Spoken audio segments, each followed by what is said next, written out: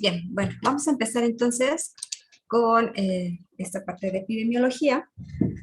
Para poder empezar con epidemiología descriptiva, primero que nada, hay que definir qué es epidemiología. Y recuerden que la mayor parte de las palabras y de la terminología utilizada en medicina tiene alguna raíz, ya sea griega o latina, se le llama etimología. Y en este caso, epidemiología deriva del griego epi, sobre demos, pueblo, y logos, tratado o estudio. Y bueno, se refiere a que es una ciencia, una disciplina científica en el área de la biología y la medicina que trata respecto a lo que sucede en el pueblo, todo lo relativo sobre el pueblo o todo lo relativo sobre la comunidad o la población. Para que entendamos un poco lo que es epidemiología, tenemos que remontarnos a la historia, ¿no? Y ver cómo es que esta epidemiología fue incursionando cada día y cada vez más profundamente en todo lo que es el estudio de la población y el estudio de la frecuencia de la enfermedad en tiempo, lugar y persona en las poblaciones. Y puedo empezar a mencionar a muchos autores que han aportado demasiado en la epidemiología, pero bueno, solamente voy a mencionar como que los más importantes y los que más me gustan. Entre ellos, por ejemplo, Hipócrates de Cos, ¿no? Él fue de los primeros que empezó a describir parte de lo que eran las enfermedades en tiempo, lugar y persona. Y para su época, que fue 460 años antes de Cristo, bueno, pues podemos decir que aportó muchas cosas, si bien muy incipientes, y a lo mejor en la actualidad lo podemos ver como algo muy escueto, pero para la época en la que él estuvo y todos los tratados en respecto a diferentes cosas como fisiología, anatomía, pues muchos de ellos lo aportó Hipócrates. No en vano tiene el nombre del padre de la medicina. No solo el juramento hipocrático se le atribuye, sino muchas otras cosas. Después, bueno, pues pudimos ver ya mucho tiempo después cuestiones que sucedieron en diferentes partes del mundo, por ejemplo en Europa, esta parte de la cuarentena, y que ahora traemos mucho en mente por la situación que estamos todavía viviendo y que muy pronto seguramente vamos a terminar, no de que suceda que se termine la pandemia, sino que ya nos vamos a adaptar un poco más a la situación actual, a lo que llamamos nueva normalidad. Y bueno, pues la cuarentena la traemos desde Europa, ya en el siglo XVI, cuando las personas que venían en un barco y pues alguna venía enferma, se le pedía a toda la tripulación que se permaneciera en el barco ahí anclado en el puerto por lo menos 40 días hasta cerciorarse que ya las personas que estaban ahí o habían sanado o habían muerto. Entonces a esto se le llamó cuarentena y de ahí lo traemos ahora, todo el tiempo lo venimos utilizando porque pues es como ese proceso de aislar para observar y para determinar si está en condiciones de convivir con el resto de la población. Después vemos cómo en el siglo XVII John Brown empieza a registrar las muertes de la población, ¿no? De las personas, como a contabilizarlas. No necesariamente en el sentido de que morían del todo, ¿no? O por grupos, pero ya empezaba a tener curiosidad por registrar cuántos morían, cuántos nacían. Después, por ahí del siglo XVIII-XIX, surge una epidemia, lo cual hace que William Farr empiece a registrar de forma anual la morbilidad y la mortalidad en Inglaterra. Y fueron como de las primeras tablas de morbilidad y mortalidad hechas en la historia, que pues sí fueron como un precedente a lo que actualmente conocemos como perfil epidemiológico. Posteriormente, John Snow, ¿no? Empieza a asociar el riesgo de padecer cólera, porque hubo un brote de cólera, una epidemia de cólera, en ese entonces, en 1854, en Londres. Y empieza a estudiar las características del agua, pensando que en el agua se transmitía esta enfermedad. Esto dio pauta para conocer que pues la bacteria estaba justamente en el agua, aunque él todavía no la conocía del todo, pero que dependía de quién era el proveedor del servicio del agua, era si tenían o no la enfermedad, y empezó a asociar esta parte de cómo había proveedores que tenían en malas condiciones el agua que hacía que se enfermaran las personas. Esto dio entonces pauta a que Pasteur y Koch empezaran como con este modelo unicausal, a, pues a empezar como a estudiar el proceso de salud-enfermedad relacionado con modelos explicativos que hacen referencia a una sola causa, principalmente infecciosa.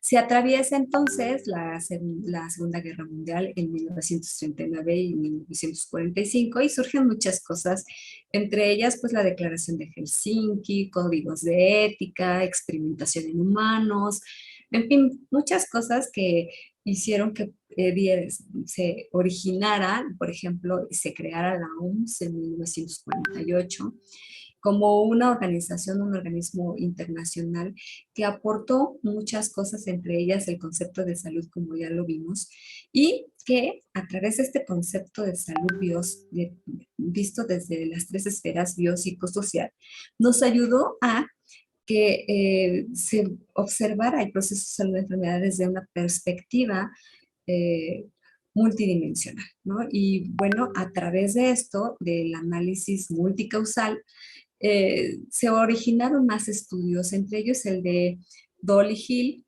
que asociaron el consumo del tabaco con el padecer o el riesgo de padecer cáncer pulmonar.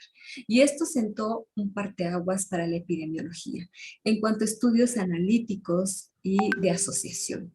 Y se empezó a medir el riesgo y a observar cómo entre mayor consumo del tabaco, mayor probabilidad de cáncer de pulmón a largo plazo. Ahora, uno de los últimos estudios que me gusta mucho y que definitivamente aportaron mucho al desarrollo de la epidemiología actual, pues es el de William Cannell. Él estudió a través de un diseño de cohorte, incluso fue multicéntrico, cómo se asociaban algunos factores de riesgo como la obesidad o como el sedentarismo a las enfermedades cardiovasculares principalmente tipo isquémico.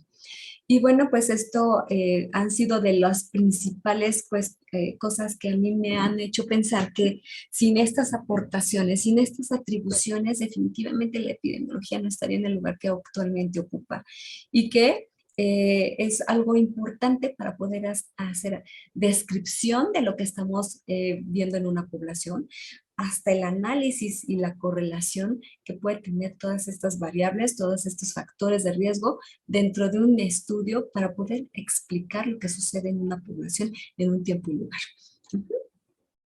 Bien, pues esto fue como un paseo rápido por la historia. Pero bueno, pues ahora veamos qué es la epidemiología.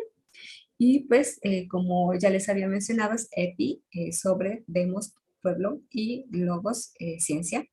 Y es el estudio de la frecuencia, distribución y los determinantes de las enfermedades y de las condiciones de morbilidad, es decir, de enfermedad, en las poblaciones principalmente humanas, porque vamos a ver cómo también hay epidemiología en biología y en otros aspectos y en otras ramas, pero bueno, ahorita la que nos importa es la médica o la clínica. De acuerdo con Milton Terris, pues es esa disciplina que nos ayuda a estudiar a la salud de las poblaciones humanas en el ámbito de la enfermedad y de la muerte. De acuerdo con la OMS, la epidemiología es el estudio de la distribución de las determinantes de estados o eventos, en particular de las enfermedades. O sea, eso no significa que sea lo único que se estudia en la epidemiología de las enfermedades, pero sí es como mayoritariamente esto, ¿no? Relacionados con la salud y la aplicación de ciertos diseños de estudios al control de estas enfermedades y al control de las enfermedades o los eventos de salud que puedan estar presentes en la población. Entonces, ¿qué no es epidemiología? Pues definitivamente no es únicamente ciencia que estudie grandes epidemias, ¿no? Se puede estudiar endemias, incidencias, prevalencias y pueden ser infecciosas o no infecciosas. Por eso es que no se interesa únicamente por las enfermedades infecciosas. Tampoco es microbiología, ni tampoco es estadística aplicada. Ocupamos esas herramientas en epidemiología, pero no es estadística la epidemiología. Tampoco es una política de salud, no es algo que se ocupe ahorita y se pueda guardar, sino que la estamos utilizando todo el tiempo. Y por eso es que hay 5 elementos claves en la epidemiología. El primero es que tiene un gran énfasis puesto en el estudio de las poblaciones. Por eso es una gran herramienta ciencia útil para la salud pública. Toma en cuenta la forma en que aparece la enfermedad y obviamente esto se puede hacer desde el contexto de la población que es sana. Por eso hay un diseño de estudio epidemiológico que nos habla de, que se llama cohorte, que parte de población aparentemente sana y se va estudiando cómo se van aumentando e incorporando casos en esta cohorte. También se dice que su enfoque es aplicado tanto a enfermedades transmisibles como no transmisibles de tipo agudo y crónico. Y sus métodos, ya lo decía, se pueden aplicar a poblaciones humanas, animales o vegetales. También se aplica no solo a personas, sino también incluso podemos aplicarlo para evaluar tecnologías, programas, intervenciones e incluso políticas y hacer la descripción de cómo estas están o no funcionando a nivel poblacional o incluso hasta a nivel individual. Ay, permítanme un momento porque alguien está tocando la puerta. Bien. Es González de Mela. Ok. Vamos a ponerle su retrato.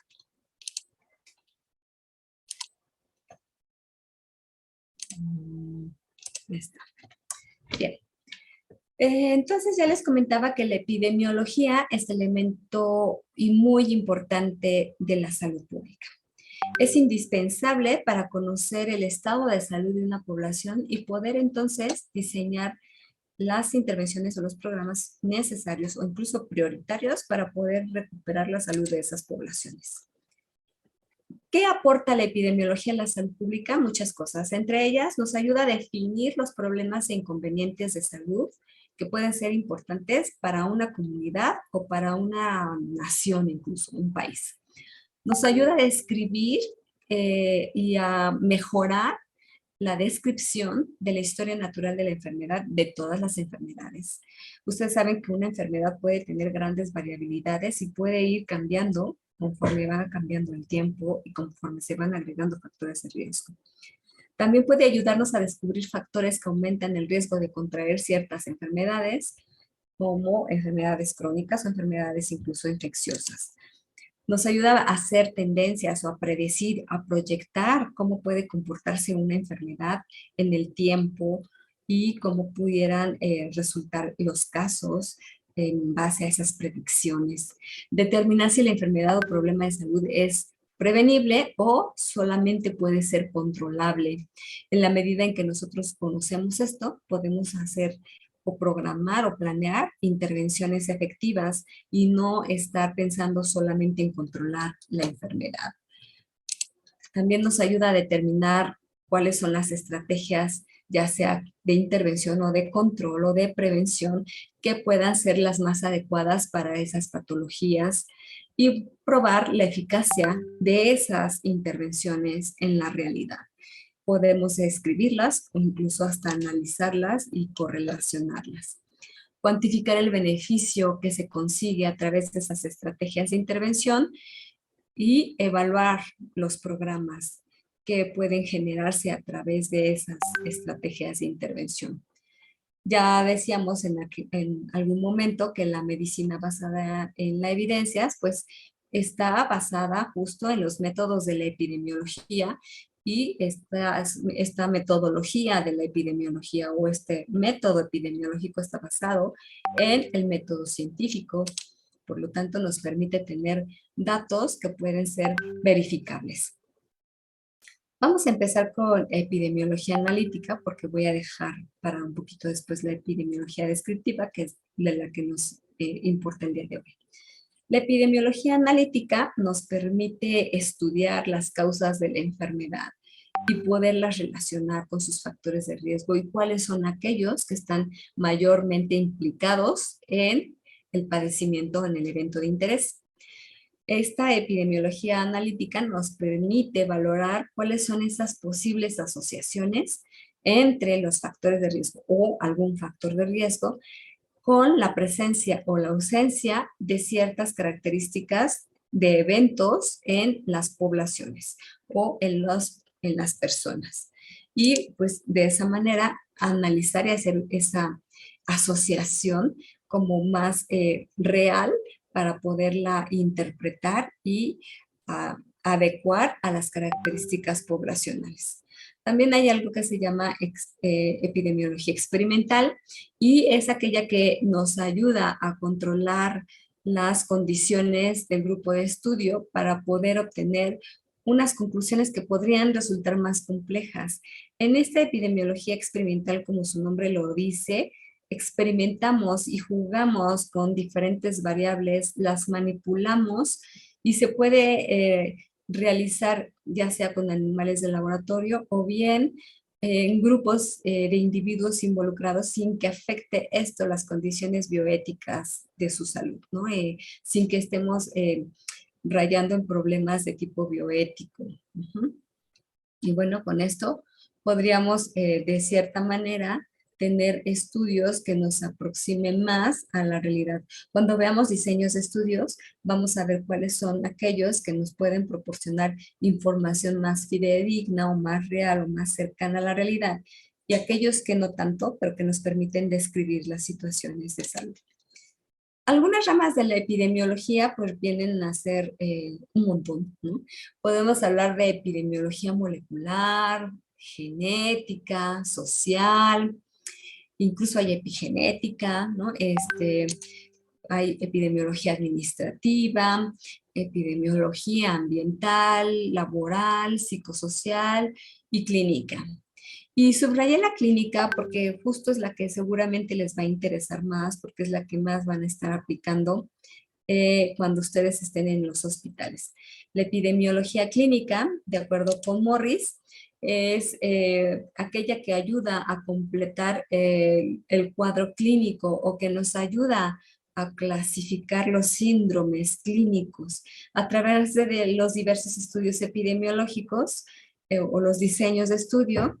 Nos permite abordar de diferentes maneras a las enfermedades y darles un peso a nivel individual que puede ser extrapolable a nivel poblacional.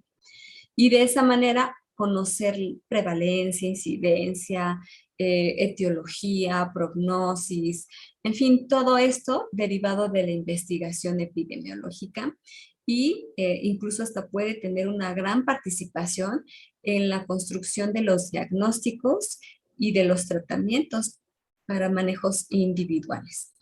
Ahora, ¿cuáles son los campos de estudio de la epidemiología? Son 4. El primero es análisis de situación de salud. Ese tema lo vamos a ver en esta unidad próximamente. Vigilancia en salud de tipo epidemiológica. Investigación epidemiológica. Estos 2 temas también van a ser vistos al final de esta unidad. Y la evaluación de tecnologías. Como ustedes pueden darse cuenta, llámese la epidemiología que ustedes quieran, ya sea analítica, experimental o clínica, tiene que ver con estos 4 campos, porque en los 4 se hace vigilancia, se hace análisis, se hace investigación y se evalúan, ¿qué? Pues muchas cosas, desde tecnologías hasta programas de intervención y algunas otras situaciones importantes. Ahora vamos a ver qué es la epidemiología ya como tal descriptiva, que es el tema que nos interesa el día de hoy. Y para empezar debemos de saber qué queremos saber como médicos de nuestras poblaciones. Pues principalmente 3 cosas. Una, qué enfermedades son más frecuentes en esa población o en esas poblaciones. 2, en qué grupos de edad se distribuyen con mayor frecuencia esas enfermedades. Y 3, ¿qué ocasiona esas enfermedades? Y la epidemiología descriptiva nos ayuda a centrar en tiempo, lugar y persona los eventos de interés, es decir, desde las enfermedades hasta cualquier otra cosa que queramos medir, como la mortalidad. ¿Para qué? ¿Cómo podemos hacer que esto se lleve a cabo? Bueno, pues necesitamos un método y este método nos va a permitir que de manera ya razonada, sistémica, ordenada, podamos conducirnos en nuestro pensamiento ordenando con objeto de llegar a un resultado determinado y obviamente que esto nos lleve al descubrimiento de la verdad o de lo que está sucediendo y poderlo plasmar. ¿Y cómo lo hacemos? Pues a través del método científico, ya les decía, que es el fundamento del método epidemiológico. Y bueno, pues esto es una metodología que nos permite obtener conocimiento nuevo, siempre el método científico, a través de la observación, de la experimentación, de la formulación de hipótesis y de las conclusiones, pues poder medir y experimentar finalmente para poder analizar y modificar las hipótesis planteadas. Si nosotros seguimos de manera ordenada el método, pues seguramente vamos a poder obtener en alguna medida la solución de los problemas encontrados y de esta manera poderlos describir. Pero bueno, para empezar, ¿qué es describir? ¿No? Y bueno, pues describirnos significa explicar cómo es una cosa, o bien una persona, o bien un lugar, para que de esa manera podamos ofrecer una imagen o una idea más o menos completa de lo que estamos describiendo, llámese objeto, persona o lugar. Y vamos a hacer ahorita como un breve ejercicio. A través de la epidemiología descriptiva podemos clasificar, organizar, resumir muchos datos que podemos obtener de la población y lograr un resumen completo que nos den esa visión general, pero definida de un fenómeno o de una enfermedad o de un evento el cual estamos investigando. Se dan cuenta que es importante la epidemiología descriptiva porque a través de ella, como lo dice su video, el video que vieron, podemos no solo obtener datos o información, sino incluso hasta generar hipótesis de algo que pudiera estar sucediendo o algo que pudiera suceder. Y en el caso de, regresando al ejemplo de Cristóbal y Sayuri, si ella nos hubiera dado más información, pudiéramos incluso estar pensando en si, por ejemplo, y no digo que eso pase, pero si Cristóbal estuviera en bajo peso, qué probabilidad estuviera, por ejemplo, de enfermarse, si Cristóbal, no sé, a lo mejor tuviera algún problema en cuanto a sus extremidades, pues a lo mejor qué pudiera pasarle en el caso de presentar tal o cual factor de riesgo o enfrentarse a tal situación. Y entonces la epidemiología descriptiva nos permite hacer esas pues, hipótesis que pudieran generar otros estudios de tipo analítico cuando hacemos asociación o correlación de otras variables. Finalmente, pues la epidemiología descriptiva es aquella que nos ayuda en la mayor parte de los casos a estudiar la frecuencia de la enfermedad y a describir ese fenómeno relacionado con el proceso de salud de enfermedad que querramos observar. ¿Cuáles son las preguntas que guían a la epidemiología descriptiva? Pues básicamente, ¿qué población o subgrupos de población desarrollan la enfermedad con más frecuencia? La segunda, ¿cómo esa frecuencia de enfermedad varía a lo largo del tiempo en diferentes poblaciones con diferentes características? Y la tercera, ¿en qué localización o lugar es más o menos frecuente esa enfermedad? Entonces nos ayuda no nada más a tiempo, lugar y persona, sino cómo, dónde y cuándo. Esas son las preguntas que pueden guiar a la epidemiología descriptiva y aplicarse porque, bueno, pues nos informa, nos provee tiempo, frecuencia, carga de enfermedad, no interviene con las variables, solo nos está plasmando un panorama como si fuera una fotografía. Hay algunos diseños de estudios que son así, descriptivos exclusivamente, que ocupa la epidemiología, y de esa manera puede ayudar a generar hipótesis para aplicar otros estudios más analíticos. Puede también ayudar a localizar los recursos necesarios para poder mejorar las condiciones de esa población y puede ayudar a planear y evaluar las intervenciones y los programas. Es así como la epidemiología descriptiva, a través del estudio de la frecuencia y de la distribución de las enfermedades y de los eventos de interés, nos puede ayudar a tener una visión más amplia de lo que está sucediendo en las comunidades y en las poblaciones. Ahora vamos a hablar respecto a algunos conceptos que nos van a ser muy útiles y que debemos de saber, conocer, manejar de aquí en adelante. Y yo creo que muchos de ellos ya ustedes los conocen, pero valdría la pena recordarlos y pues ubicarlos en cuanto a estos temas que vienen. Para empezar, hablamos de datos, ¿no? Los datos son la materia prima de la estadística y, bueno, pues normalmente los datos son referidos en forma de número.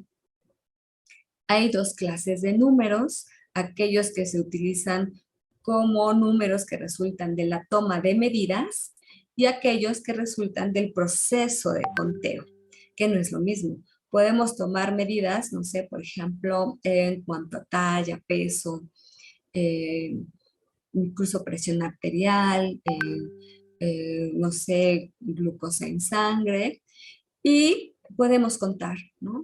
Cuántas mujeres, cuántos hombres, cuántos niños, cuántos adultos, y esos son datos y es información que nos ayuda después a definirla como variable para poder estudiar. También tenemos a la estadística, que seguramente ustedes la conocen. Algunos de ustedes habrán llevado estadística en su CCH, bueno, no sé si en la prepa les den, pero bueno, esta disciplina se encarga de recolectar información o datos, de organizarlos, de resumirlos y de analizarlos. Y de esa manera poder hacer inferencias. Hay algo que se llama estadística inferencial. Y bueno, pues esta nos ayuda a proyectar, a hacer como esta parte de la probabilidad de que sucedan casos a través de esta análisis estadístico y de esta categorización de datos y de información. Tenemos la bioestadística, que es específicamente esa rama de la estadística aplicada a las ciencias de la salud y a las ciencias biológicas. Y bueno, pues utiliza todas las herramientas posibles de la estadística, pero más enfocadas al área de la salud y más próximas a medir variables de tipo biológico, no tanto de tipo numérico o matemático. También tenemos que definir a la población, pues normalmente cuando hablamos de un universo o una población, nos referimos al total de elementos que podemos considerar universo de estudio. Y, por ejemplo, si quisiéramos conocer el peso de todos los niños que están inscritos en algún estado de la República a la educación primaria, pues tendríamos que conocer el peso de todos los niños registrados en todas las escuelas primarias, llámese públicas o privadas, de ese estado. Y ese sería nuestro universo. Pero como difícilmente a nivel de estudios epidemiológicos tenemos esa información, pues por lo regular hacemos muestras o recopilamos información sobre muestras. Y esto, una muestra puede definirse como una pequeña parte de ese universo o de esa población. Y para eso podemos aplicar diferentes técnicas de muestreo que seguramente ustedes están viendo en métodos o que verán.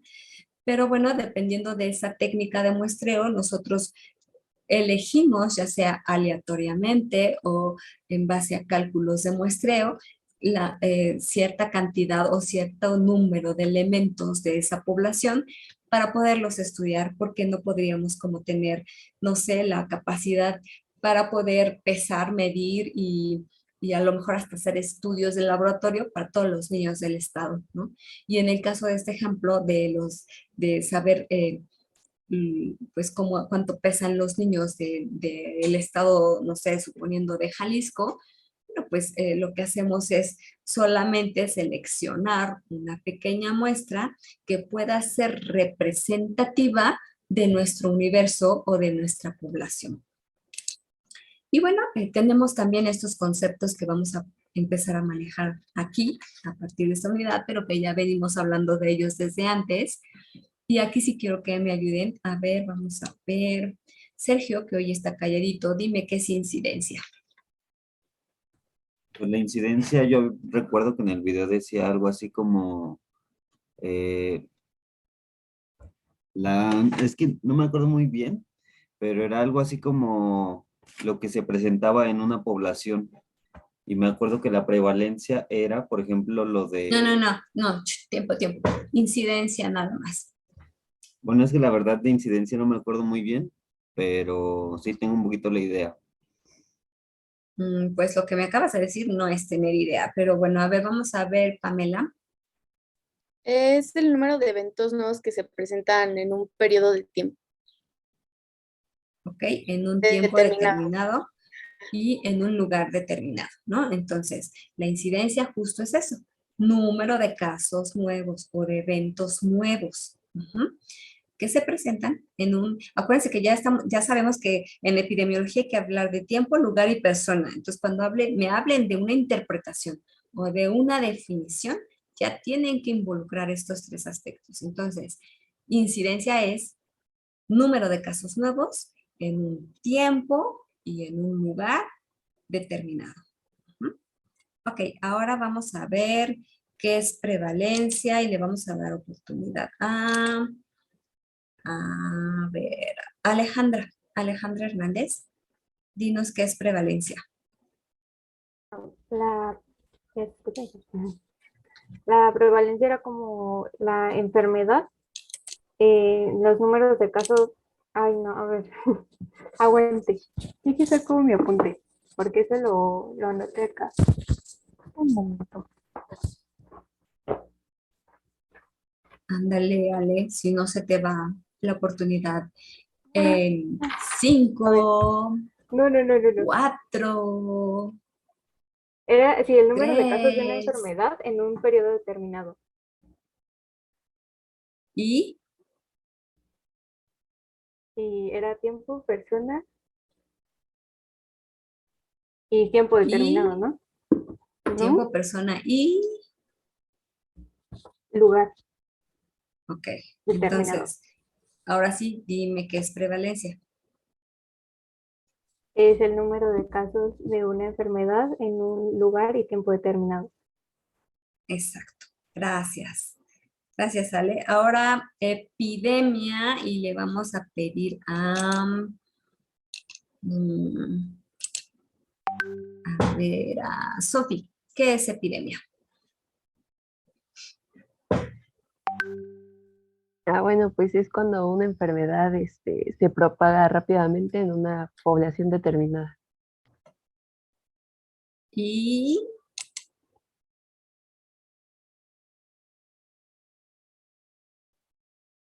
qué más? Falta una cosa.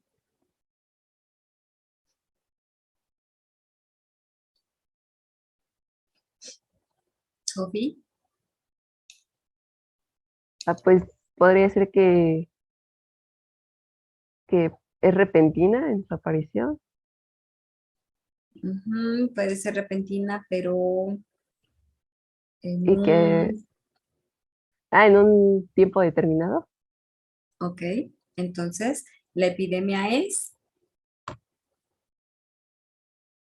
es la aparición de una enfermedad que se propaga rápidamente en una población y tiempo determinado.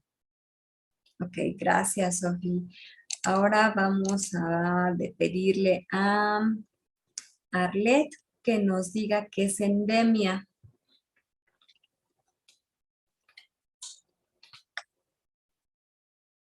Es la aparición de la enfermedad en un, bueno, en un lugar determinado. Mm, con eso no me estás diciendo nada, me suena prevalencia.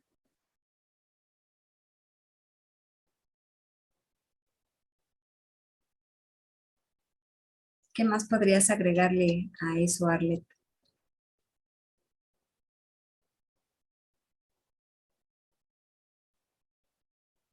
Arlet, Sí, es que estoy buscando en mi apunte.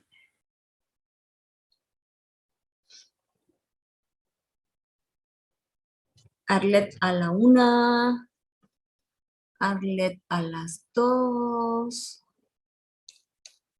Arlet a las Bueno, y que 3. también pues se queda en ese, bueno, en el periodo. No, no me estás ayudando en nada. A ver, déjame ver quiénes levantaron la mano. Edson, ayúdale a Arlet, por favor. Sería esta enfermedad que tiene como una presencia constante, ya sea como que en una área geográfica delimitada y que a veces suele ser muy característico de la zona. ¿Ok? Aunque aquí estamos hablando que el tiempo es constante también. Ujú. Por eso es endemia, porque es característico de ese lugar en cualquier tiempo. ¿De acuerdo? Gracias, Edson. Y por último, pandemia, y a esta pandemia se la voy a encargar a... déjenme ver que a quién veo por aquí.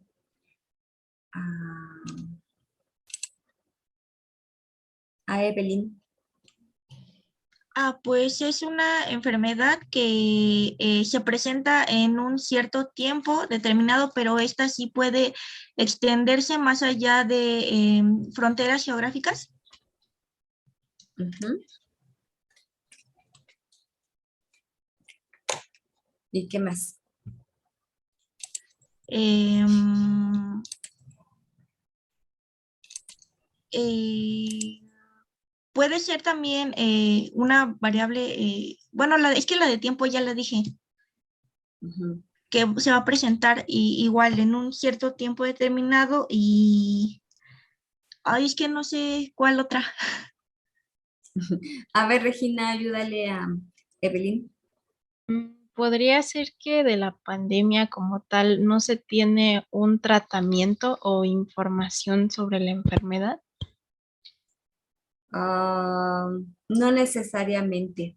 O sea, a lo mejor tú lo estás diciendo por lo que está sucediendo en la actualidad, pero bueno, en esta situación que estamos viviendo en la actualidad, pasa que era una enfermedad o una infección emergente, es decir, nueva, y por lo tanto no teníamos información. Pero en las pandemias, por lo regular, lo que ya decía Evelyn, se expande, pero a ver, voy a darle oportunidad a Jocabet que hable, porque si no voy a robarle la participación. A ver, Jocabet. Pues yo nada más iba a decir que era una enfermedad que afectaba a una población extensa, ya sea un país o una región en específico, en un tiempo, pero no tengo como el tiempo. Ok, gracias.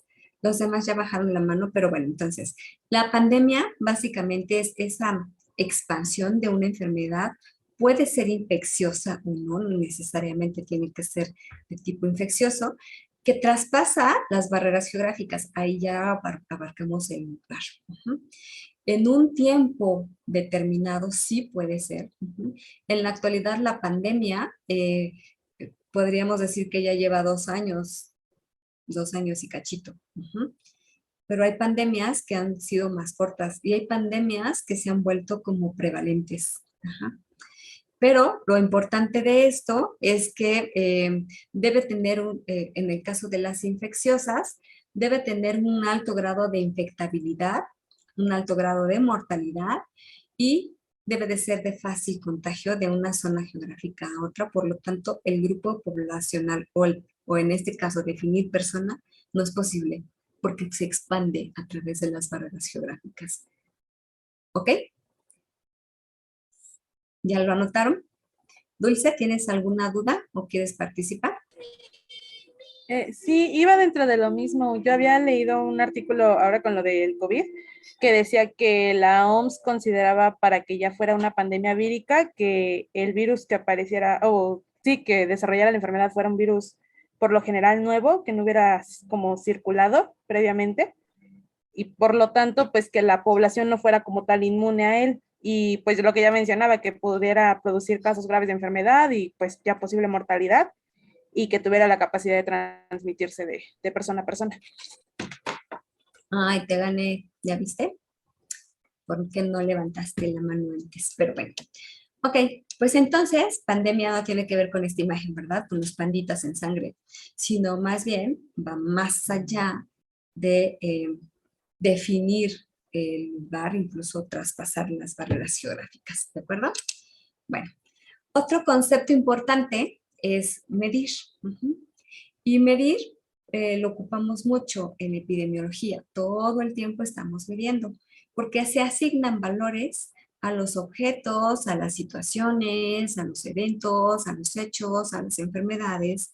Y bueno, pues esto nos permite vincular los conceptos de forma abstracta con algo más operacional como serían las variables o incluso hasta los mismos indicadores que al inicio pudieran ser empíricos, pero conforme vamos avanzando en la operacionalización de nuestras variables, los volvemos científicos. Incluso hasta podríamos convertirlos en indicadores como serían pues las tasas, por ejemplo, un indicador.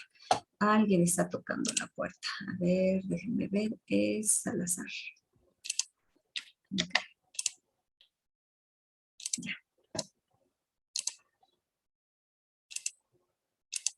Bueno, ¿cómo hacemos medición en epidemiología?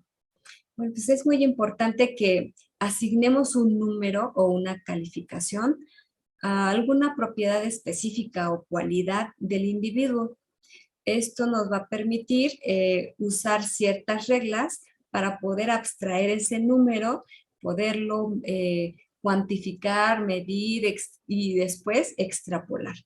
Estas reglas básicamente tienen que ver con 4 elementos y ahorita los vamos a ver.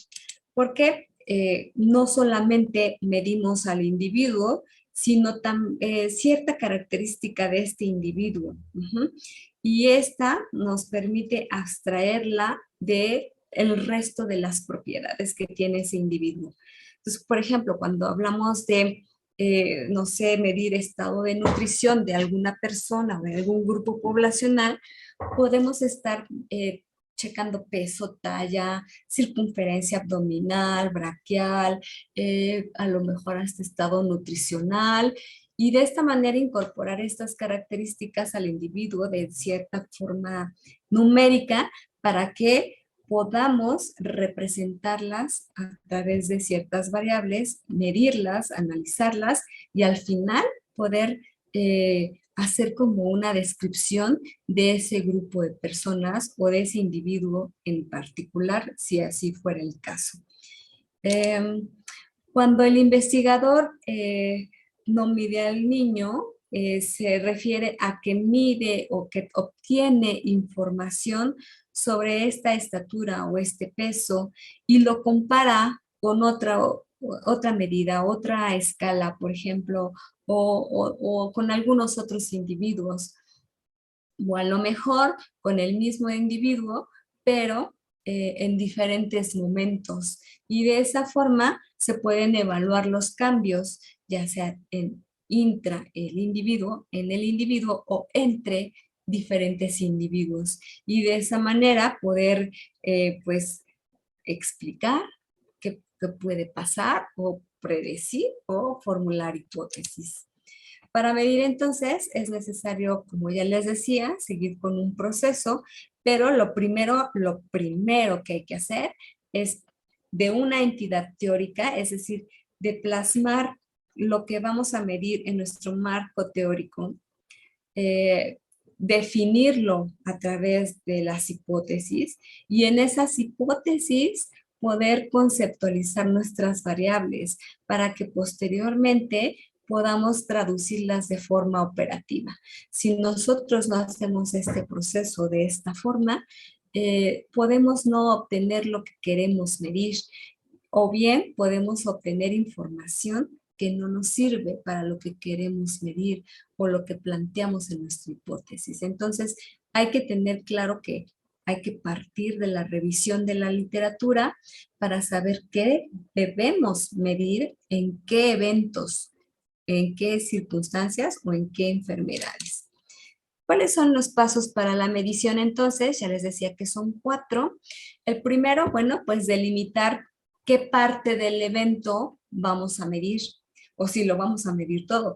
Muchas veces queremos medir un todo cuando no sabemos ni por dónde empezar, ¿no? Entonces, siempre hay que ir como por pequeñas partes a delimitar para después incluso irlo armando. Es como un rompecabezas. La investigación es muy interesante.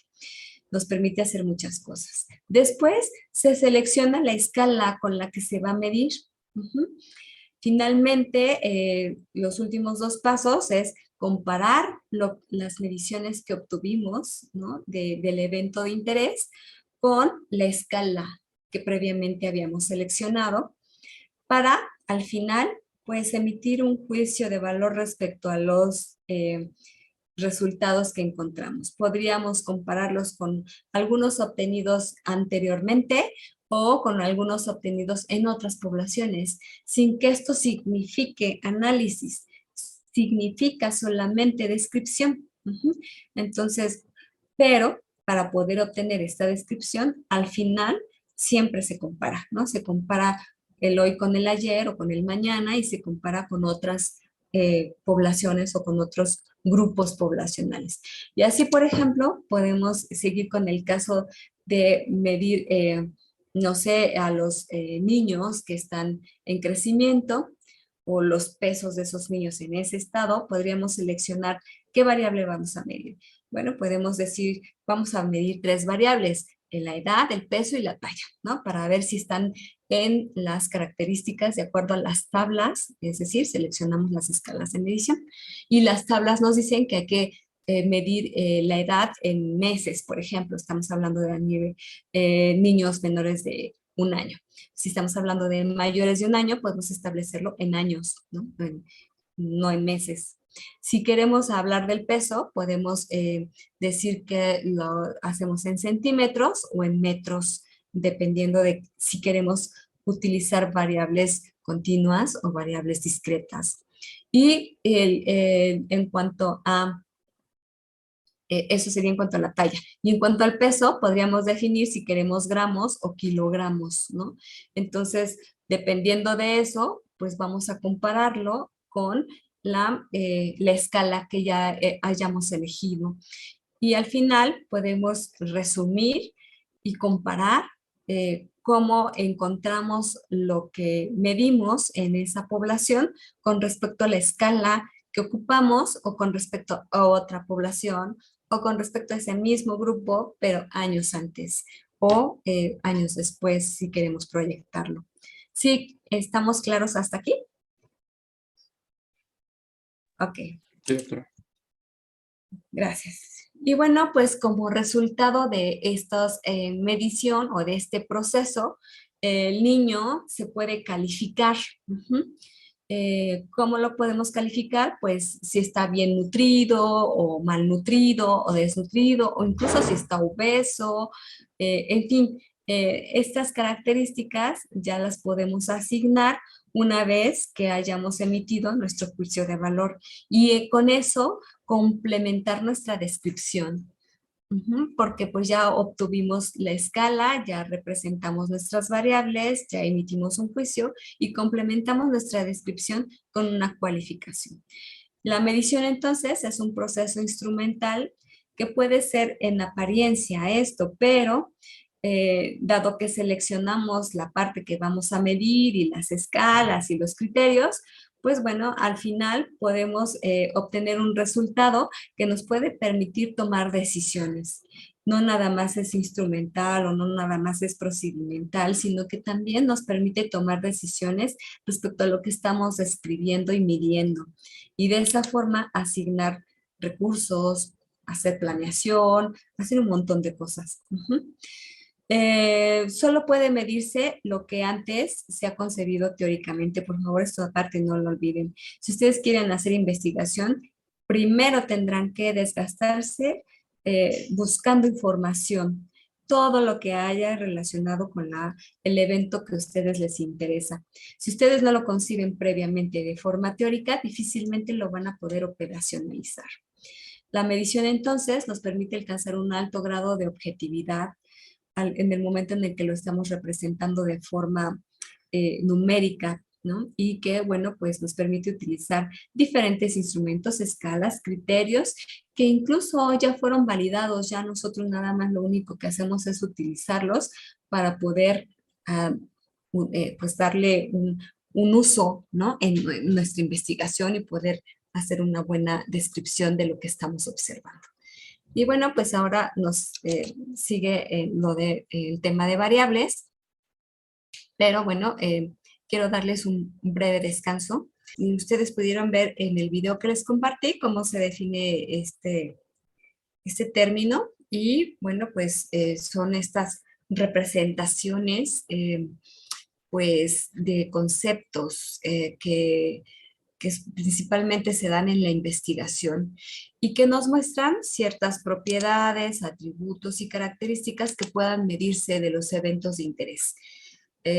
Podemos definirlas como aquellos atributos o características de los eventos, de las personas o de los grupos de estudio que cambian de una situación a otra y de un tiempo a otro y que pueden tomar diferentes valores. Su función entonces consiste en proporcionarnos información importante, asequible, pues real, para poder descomponer nuestra hipótesis planteada en sus elementos más simples. Y bueno, pues estas cualidades, atributos y características las podemos traducir en valores, magnitudes o intensidades de acuerdo a lo que hayamos planteado en nuestra hipótesis. Para su estudio, entonces, es muy necesario medirlas. Y bueno, pues esto tiene que representar al objeto estudiado o a la población estudiada.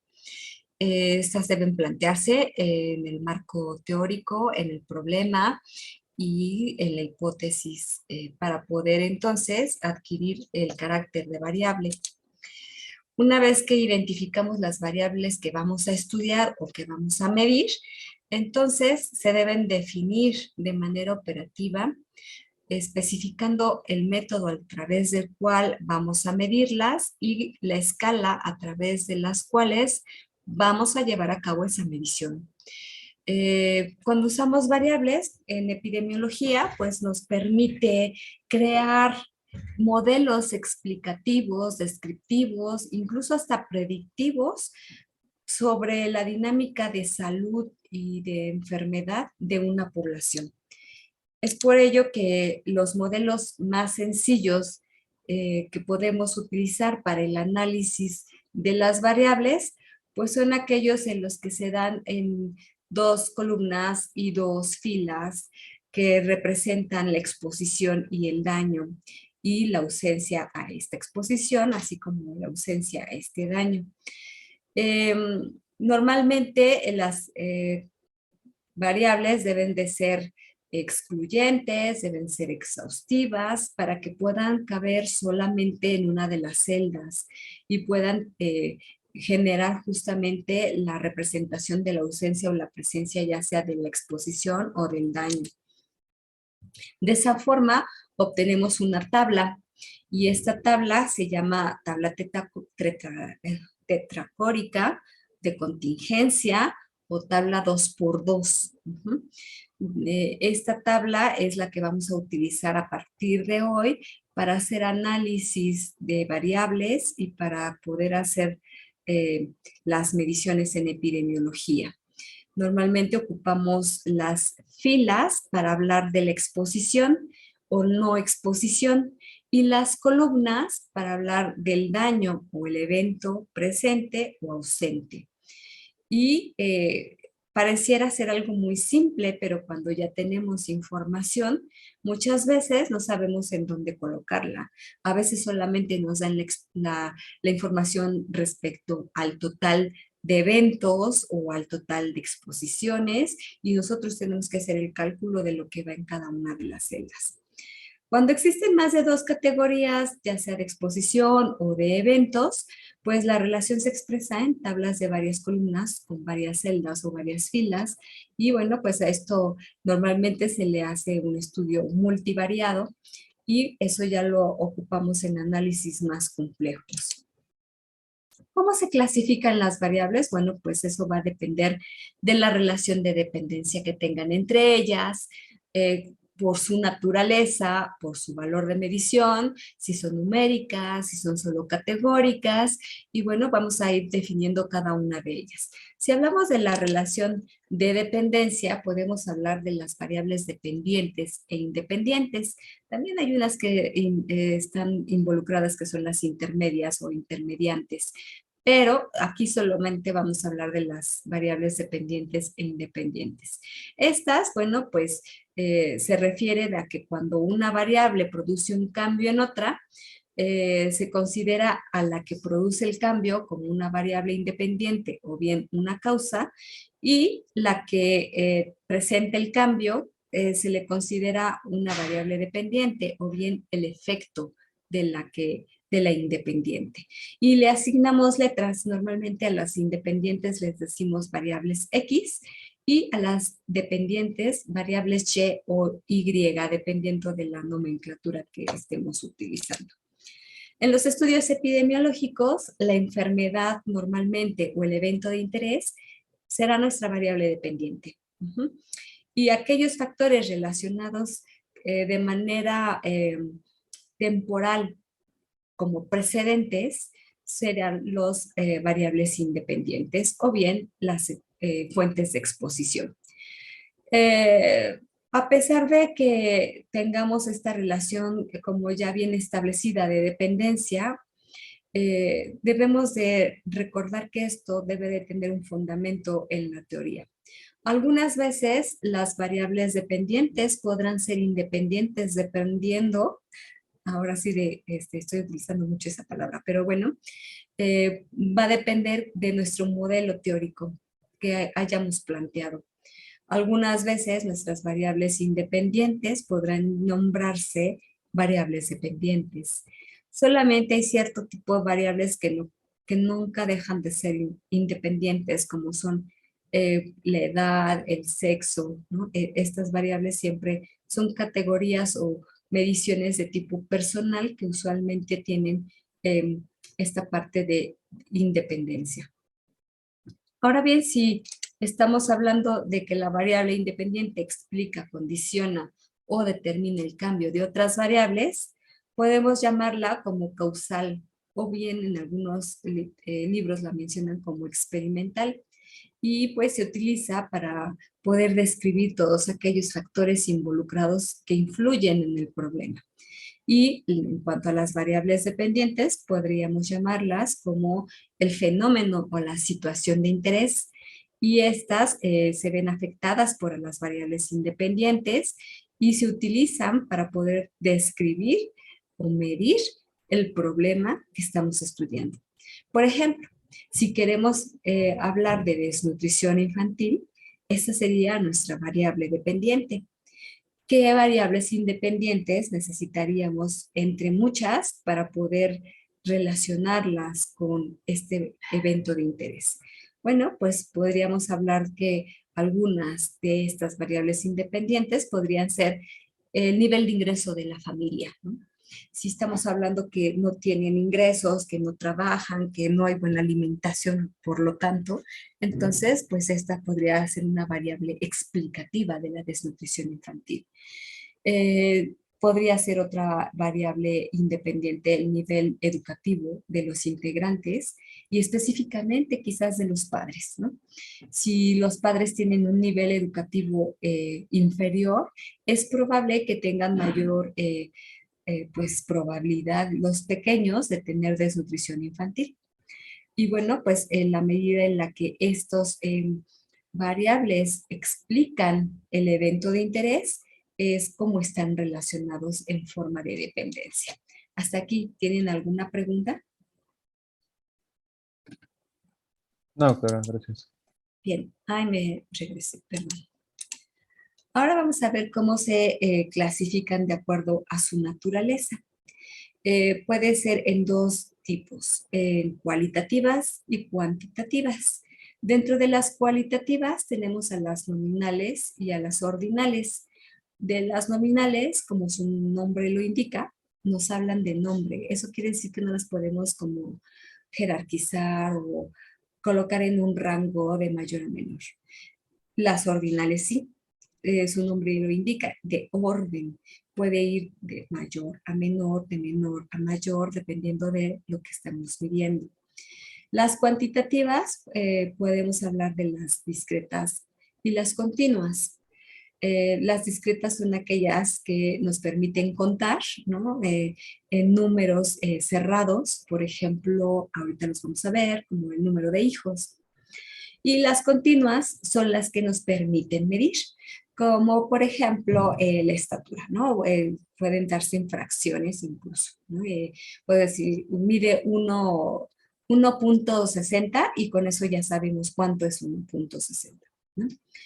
Las de intervalo son en donde el cero es arbitrario, es decir, no tiene como una representación dentro de la escala.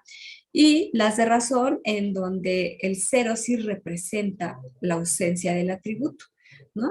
Por ejemplo, aquí tendríamos el peso o la velocidad y ahorita vamos a explicar cada una de ellas. Las que más se utilizan, pues obviamente son estas, ¿no? Las cualitativas y las cuantitativas. Sin embargo, insisto, las de dependencia siempre se tienen que plantear en el marco teórico, en el problema y en la hipótesis, porque de ahí se desprenden las cualitativas y las cuantitativas.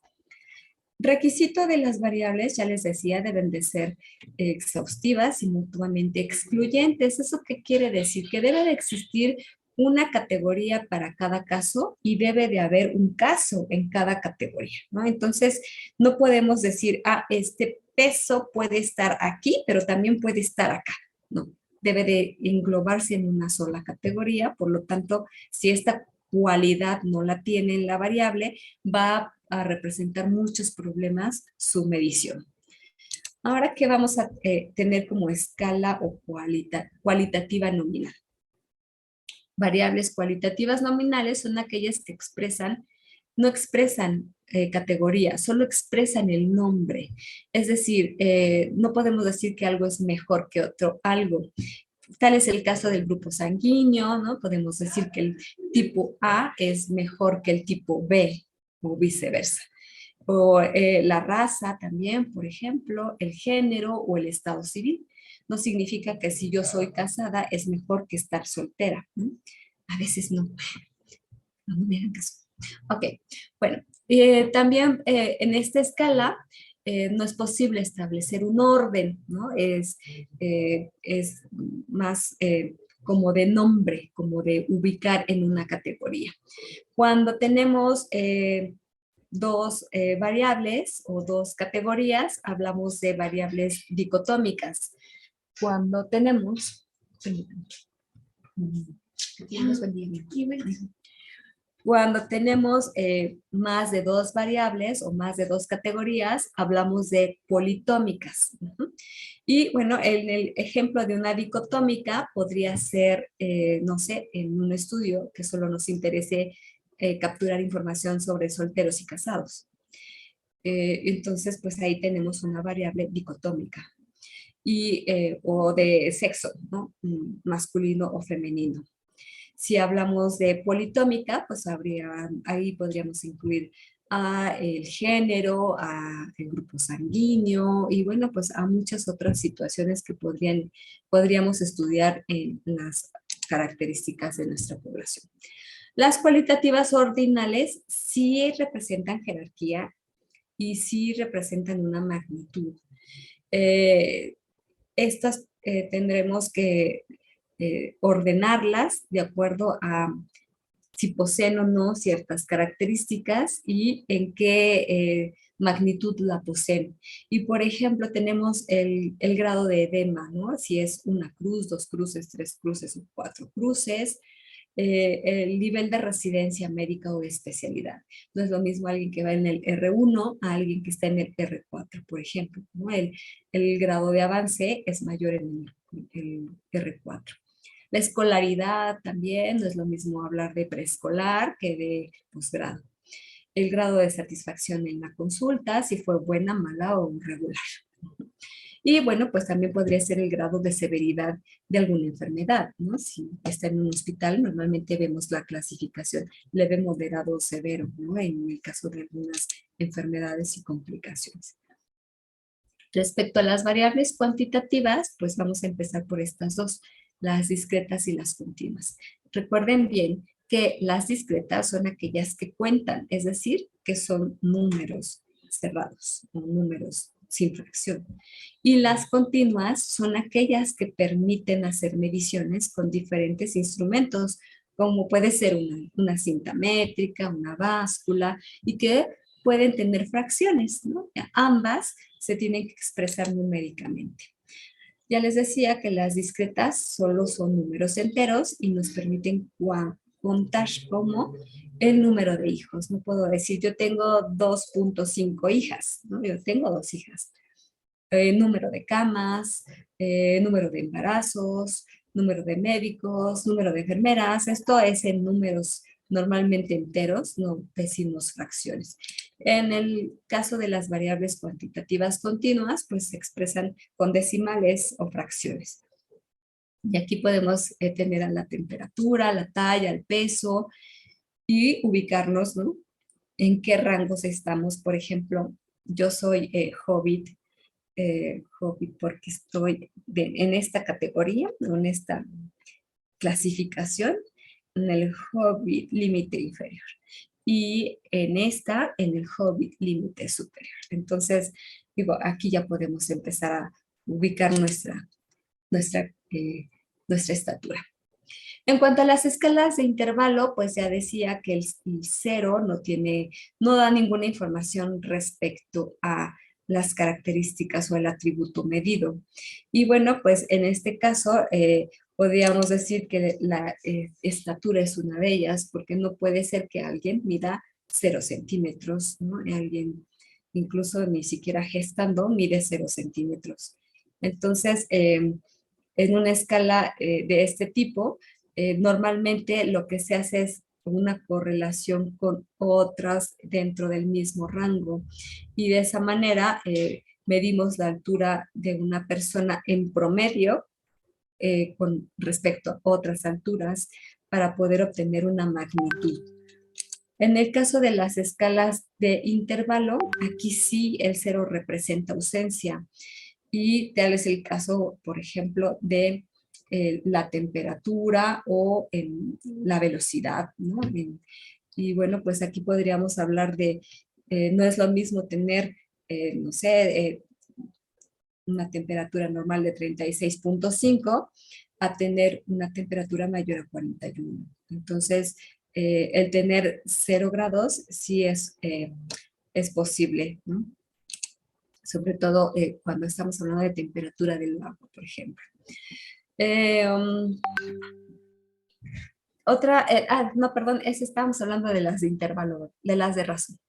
Ok, ahora vamos a hablar de las de intervalo, de las de razón, perdón, que en el 0 sí representa ausencia, ¿no? Como es el caso de el peso y de la velocidad, ¿no? En el caso del peso, sí puede haber alguien que pese 0, ¿no? 0 kilos, ¿no? O gramos, por ejemplo. Y que esto finalmente involucre que el tener 8 kilos es el doble de tener 4 kilos, ¿no? O bien la velocidad, ¿no? La velocidad en la que va, por ejemplo, una persona corriendo. Hay quienes corren 10 kilómetros por hora, hay quienes corren 5 kilómetros por hora, y por lo tanto, el 0 sí indica la ausencia de esa cualidad. En el caso de las ciencias de la salud, ocupamos mucho esta escala, por ejemplo, para el nivel de ingresos, ¿no?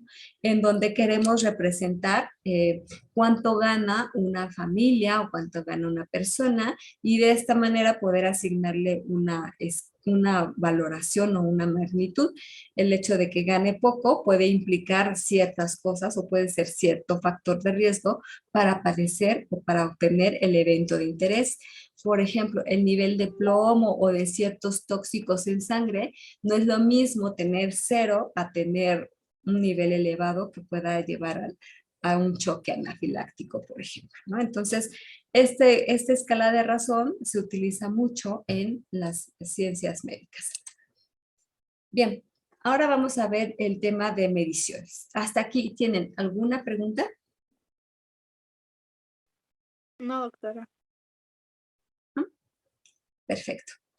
Bueno, entonces vamos a ver las mediciones en epidemiología, que son principalmente las tasas, las razones y las proporciones, ya que un rasgo característico para poder contrastar estudios epidemiológicos es utilizar variables en términos probabilísticos y de esta manera establecer si hay una mayor o menor probabilidad de que un evento pueda suceder en una población y poder intervenir en ella sin que la dejemos al azar, ¿no? Sin que la dejemos a que esta suceda sin que nosotros podamos hacer nada.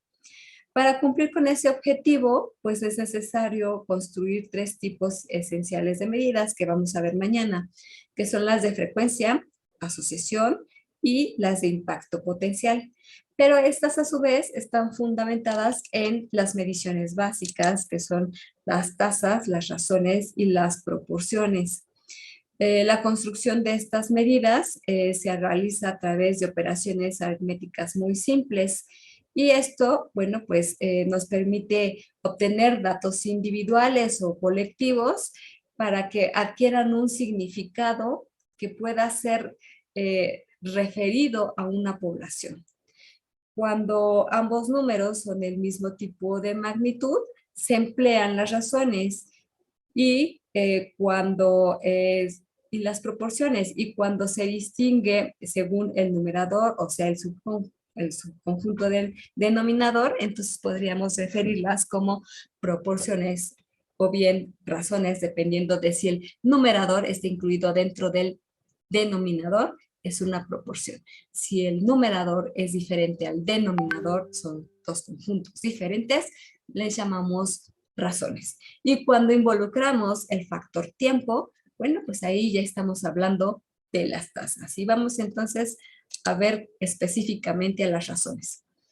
Estas son medidas de resumen de tipo cualitativo que consisten en comparar a través de una división 2 conjuntos o 2 subconjuntos diferentes. O muchas veces pueden ser el mismo, pero en diferentes momentos en el tiempo. Este cociente se obtiene al dividir esos distintos subconjuntos y ubicamos al antecedente en la parte superior o en el numerador y a la parte consecuente en la parte inferior o en el denominador. Esto nos va a dar un número. Ese número es la razón, la cual normalmente se expresa de un número A, otro número separado por 2 puntos. En epidemiología, esta medida se expresa como una relación aritmética entre 2 eventos. Y bueno, el ejemplo podría ser este índice de masculinidad, en donde dividimos el número de hombres entre el número de mujeres. Y así obtenemos cuántos hombres hay por cada mujer. Y vamos a hacer el ejercicio aquí en este grupo. Levanten su mano todos los hombres, por favor.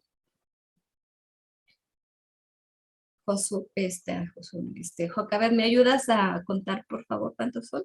Son 7, ¿verdad?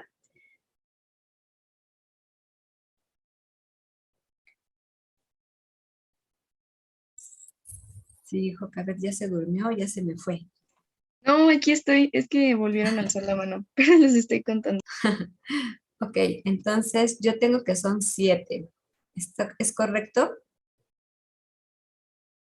Sí, doctora. ¿Y cuántos son en el grupo? Ahorita estamos solo 28 en la reunión. Pero en total en el grupo son 30. Sí, somos Sí. 30. Ok.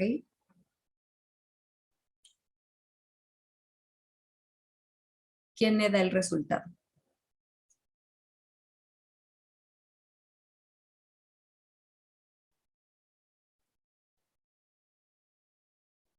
A ver, ¿quién levantó la mano? Sergio. Ujú. No, todavía estoy haciendo el conteo, doctora, pero bueno, así como a grandes rasgos, la razón va a ser aproximadamente como de, es que todavía lo tengo que convertir como a fracción, pero más o menos son como eh, de 4 a 1.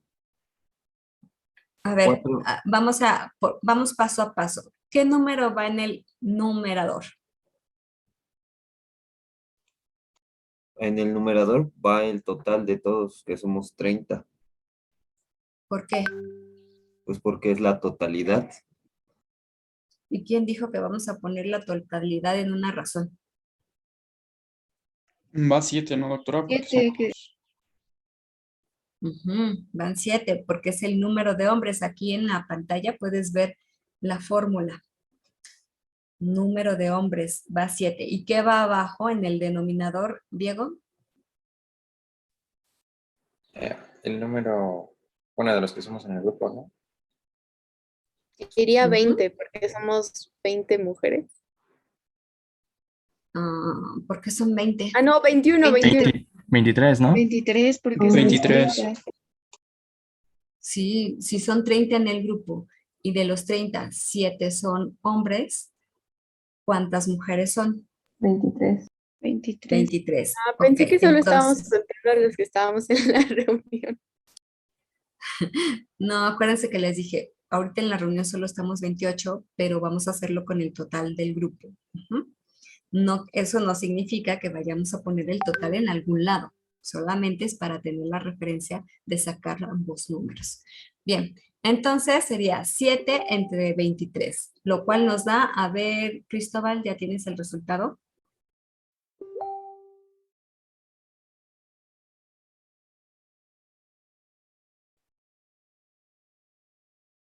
Cristóbal, Así aquí estoy.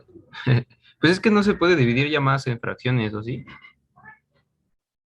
¿por qué no puedes dividir 7 entre 23?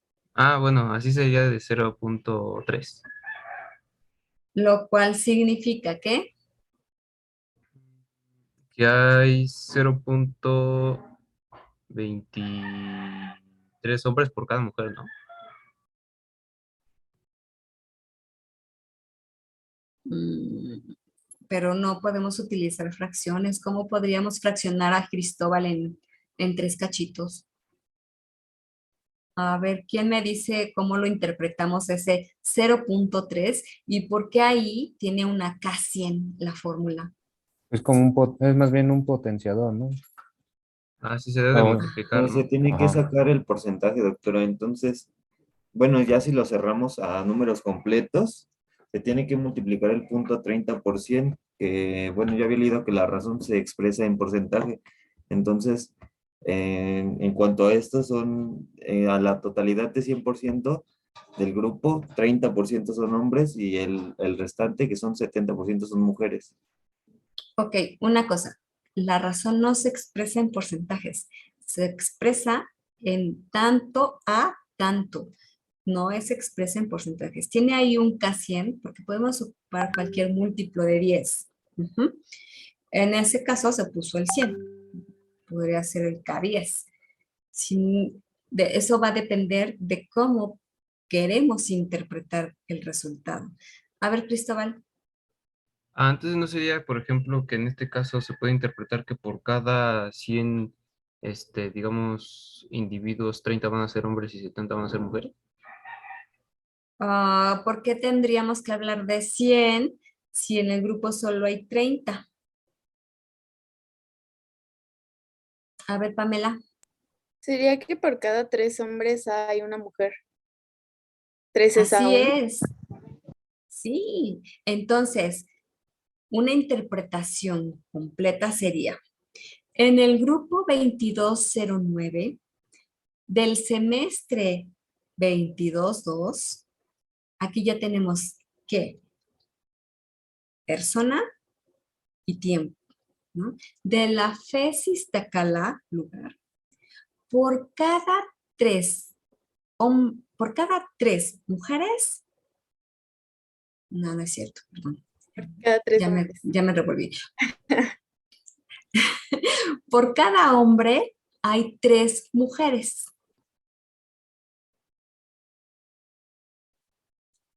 ¿Sí me explico? Primero va lo que les decía aquí, el número antecedente, que es el numerador, y luego va el consecuente, cuando estamos interpretando. Entonces, vamos de nuevo. ¿Cómo se interpreta? En el grupo 2209, durante el semestre 22-2, en la FESIS Tacala de la UNAM, por cada hombre, que es el que está aquí, hay 3 mujeres. ¿Sí? ¿Ya quedó más claro? No estamos hablando de porcentajes. Este K100 solo nos ayuda para poder hacer la interpretación, porque de otra manera tendríamos que decir .3. Y no estamos hablando de fracciones de personas. Tenemos que hacer la interpretación en números enteros, en una razón. ¿Sí? ¿Ya quedó claro? A mí no me quedó claro del por qué se me multiplica por 100. No se multiplica por 100. ¿O por Podemos qué está así ocupar en la alguna lluvia? constante para poder hacer la interpretación nada más. Si no Ok. tuviéramos esa multiplicación, no podríamos sacar el 3. O sea, es decir, no podríamos interpretarlo de manera adecuada, de manera coherente. En las ciencias de la salud no podemos ubicar en este tipo de variables que son cualitativas, ocupar fracciones. Siempre tienen que ser números enteros y para eso ocupamos esta constante. Ya sea multiplicamos por 10 o por 100, pero eso no significa que sea una proporción. Solo es una razón, pero la constante nos ayuda a poder hacer la interpretación. Si nosotros no lo dijéramos así, tendríamos que manejar fracciones, cosa que sería incoherente decir que por cada mujer hay .3 hombres, ¿no? O hay .3 hombres por cada mujer. Entonces, es mejor multiplicarlo por 10, lo cual nos da 3. Y entonces, podríamos decir, por cada 3 mujeres hay un hombre. ¿Sí me gracias, expliqué? doctora.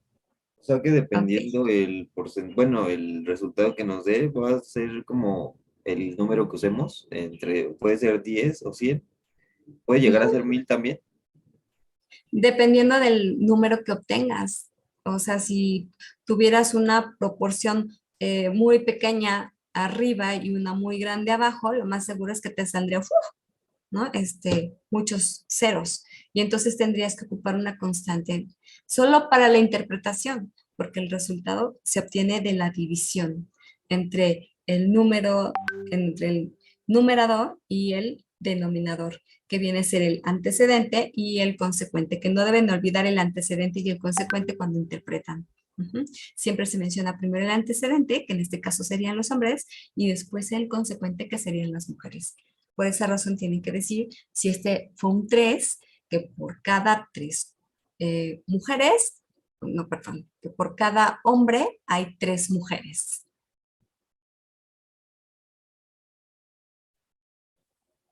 ¿Ya quedó? ¿Lo anotaron? ¿Hay manitas levantadas? No, ¿verdad?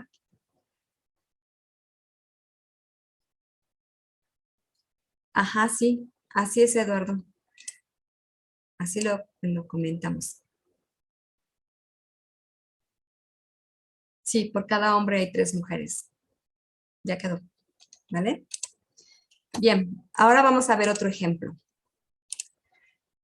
La razón de tasas de mortalidad específica en 2 ciudades diferentes.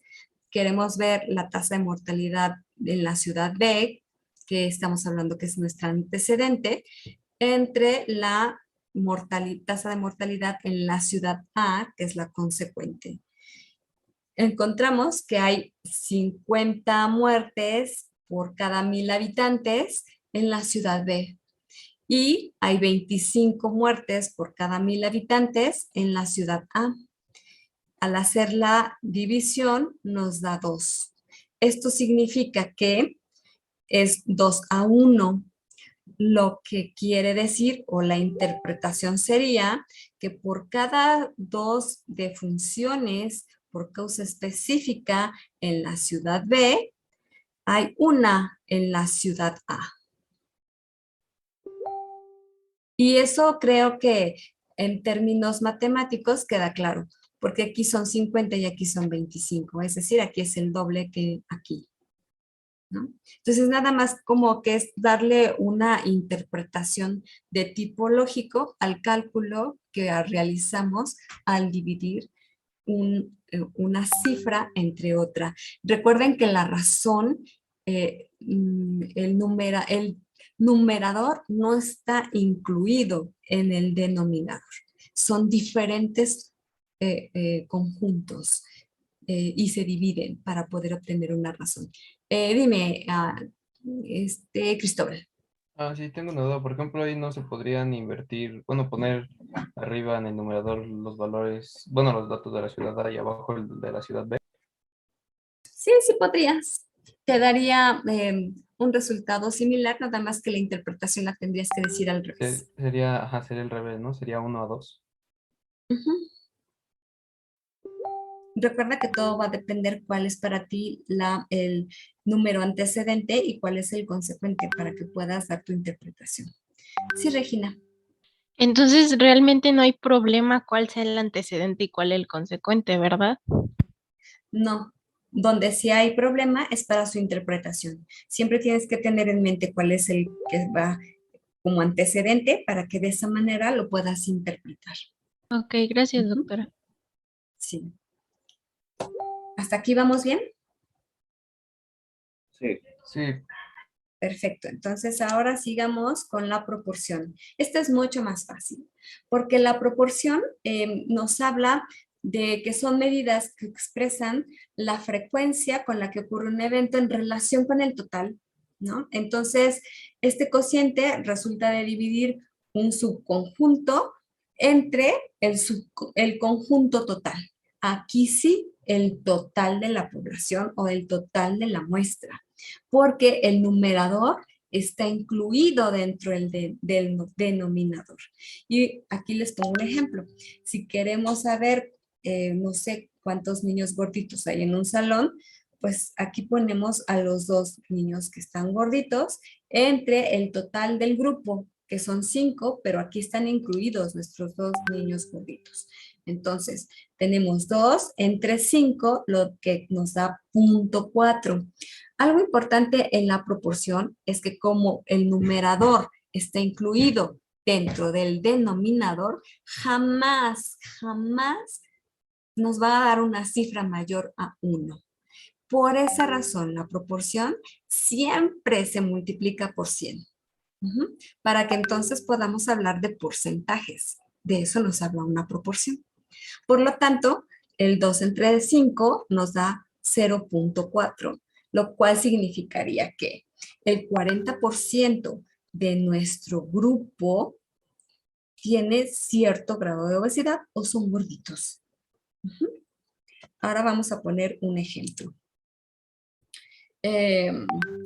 Pueden entenderse entonces como las relaciones numéricas entre ciertas partes con el todo. Y aquí podríamos hablar de las diferencias entre las personas por sexo. Y ya habíamos contado a los hombres, ¿no? Ahora sáquenme la proporción de hombres para este grupo.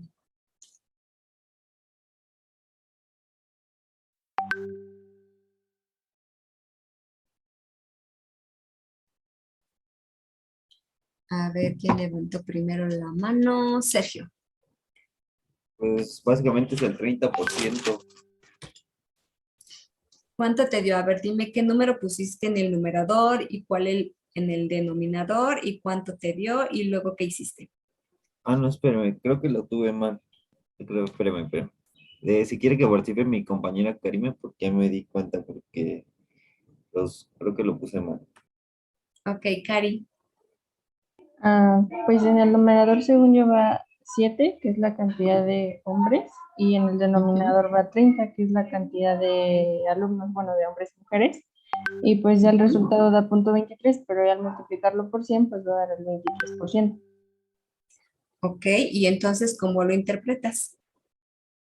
Que la proporción va a ser de 23%. ¿Por ciento?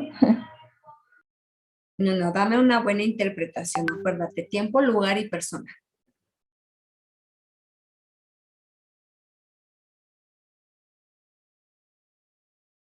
Que en el grupo 2265 durante el semestre 2022 de la FES Iztacala de la UNAM, por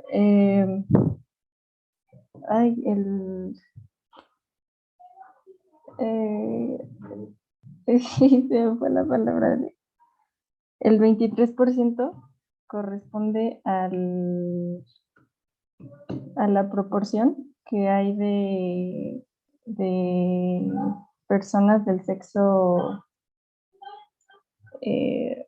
femenino. Ay, no, ya se me fue la idea. Ya se te revolvieron las ideas, Cari. A ver, vamos a ver. Regina, tenías la mano levantada. Bueno, sería que la FES Iztacala, en la generación 2022, en el grupo 2265, hay una proporción del 23.33% de alumnos del sexo masculino. Ok, esa interpretación me gusta más. Gracias, Cari. Sí, y podemos hacerlo como un poco más simple, pero que al final nos interprete lo mismo, ¿no? Podríamos decir, en la FES Iztacala de la UNAM, hace rato les dije 2209, ¿verdad? Perdón, no, es que me traigo el otro grupo también, pero no, 2265. Okay. En la FES Iztacala de la UNAM en el semestre 22-2, en el grupo 2265 hay 23.3%, si queremos poner el punto 3, si no podríamos decir solo el 23% son estudiantes del sexo masculino. Ya. Hablamos de tiempo, lugar y las personas. ¿De acuerdo? Pongan mucha atención en las interpretaciones porque vamos a tener un ejercicio y si no está bien la interpretación, todo está mal. ¿De acuerdo? Bien. Bueno, aquí les puse otro ejemplo. En el caso de que quisiéramos saber la proporción de establecimientos que tienen cierta cantidad de insumos o de existencias de ciertos recursos o de ciertas cosas como medicamentos o lo que ustedes quieran, en cuanto al total de establecimientos visitados, bueno, pues tendríamos entonces que poner el número de sitios que tienen existencias totales o buenas existencias de sus recursos entre el número de sitios que incluimos en la encuesta o que visitamos y todos, ¿no? Toda la población que estudiamos. Y al final nos daría el porcentaje de número de establecimientos que tienen existencias totales, ¿no? Y con respecto a los que no la tienen, ¿qué porcentaje tienen existencias, ¿no? Y bueno, pues ya les decía, como cada elemento de la población solo puede contribuir con un elemento y dado que el numerador es parte del denominador, en una proporción nunca va a ser mayor a 1 y si es mayor a 1 está mal hecha, ¿no? Entonces siempre va a oscilar entre 0 y 1, por esa razón la tenemos que multiplicar por 100 para poderlo interpretar. Aquí sí, en la razón no, excepto para la interpretación podemos multiplicarlo por algún una constante, pero el resultado pues es tal, ¿no? Aunque sea en fracción. Ahora bien, la tasa es parecida a una proporción, porque el numerador, sin embargo, aquí involucramos la variable tiempo, porque el numerador es un flujo continuo de acontecimientos y el denominador es pues algo que nos habla del total poblacional en un tiempo exacto, en un punto exacto en el tiempo. Este cociente resulta de dividir entonces un número de acontecimientos sucedidos durante cierto periodo bien específico o determinado entre la población media durante ese periodo. Y bueno, pues también podríamos decir que es un tipo de proporción, pero que toma en cuenta la variable tiempo, y existen tasas brutas que son calculadas para toda la población y tasas específicas que se calculan para grupos específicos o subgrupos específicos de esa población, dependiendo del evento o del riesgo de interés. Y aquí ustedes les presenté esto en las diapositivas que les compartí, que son las tasas generales o brutas y las tasas específicas. Y bueno, pues estas tasas generales pueden expresar los eventos ocurridos en toda una población, y las tasas específicas son los eventos específicos de interés que queremos calcular. Tenemos diferentes ejemplos y hay muchísimos más, ¿no? Se puede entonces interpretar una tasa como aquella frecuencia relativa con que se producen ciertos acontecimientos en relación a la población media existente, y las más conocidas por lo regular son las tasas de morbilidad, las de mortalidad, letalidad y natalidad. Son las tasas que más ocupamos. En epidemiología las definimos como esa magnitud de cambio de una variable, ya sea de enfermedad, de muerte o de algún otro evento de interés, por una unidad de cambio de otra, de una población total, usualmente en el tiempo, en relación con el tamaño de la población que se encuentra en riesgo de experimentar el evento de interés o el suceso de interés, llámese enfermedad o muerte. Y lo que diferencia las tasas de las proporciones, pues es esta parte, que el numerador tiene una dimensión temporal, eso quiere decir que es continua, y el denominador pues corresponde a una dimensión instantánea o en el momento, ¿no? Y esto quiere decir qué existencias hay en el momento de una población total. Las unidades de tiempo pueden ser desde horas, días, meses, pero por lo regular nos referimos a años. Un año por lo regular.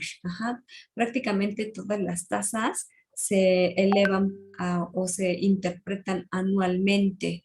Es como difícil que una tasa pueda representar un evento de interés en menos tiempo, aunque puede calcularse.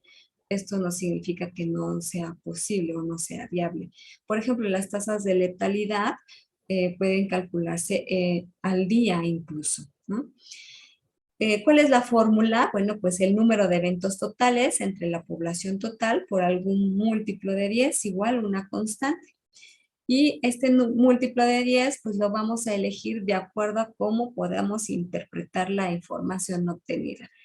De preferencia, escogemos el múltiplo que nos permita interpretar en números enteros, no en fracciones, para que esta información sea extrapolable. Un ejemplo sería la tasa de fecundidad relacionada con el número de nacimientos en mujeres de 15 a 44 años de edad. ¿Esta qué sería? ¿Una tasa bruta o una tasa específica? Déjenme ver aquí, le pregunto. Daniela. Es específica. Así es específica porque estamos hablando de un evento específico de interés en un rango específico de edad, ¿no? Entonces, hablamos de mujeres en edad fértil. Y bueno, pues esta división está dada por el número de niños que están naciendo por cada 1000 mujeres capaces de dar a luz o de procrear en la edad reproductiva. Y bueno, pues aquí ustedes ven la fórmula, ¿no? Son número de nacidos vivos en total de mujeres durante el año entre la población de mujeres de 15 a 44 años calculada a mitad de año. Esto por 1000, por ejemplo, ¿no? Así esto nos permite dar una buena interpretación. Y aquí ven cómo está aplicada a esta fórmula de tipo general, ¿no? A pesar de que esta fórmula es de tipo general, nos permite hacer o calcular tasas de tipo específico. Ahora vamos a hacer un ejercicio aquí y déjenme ver. Voy a elegir a Daniela López, Aurea y a... ¿quién más hay? Déjenme ver quién tiene la cámara apagada. Y Denise. A ver, ¿a quién dije primero? ¿A Daniela? Sí. Sí, Daniela, tú me vas a decir 500 estudiantes entre 15 maestros, ¿qué es? ¿Tasa, razón o proporción?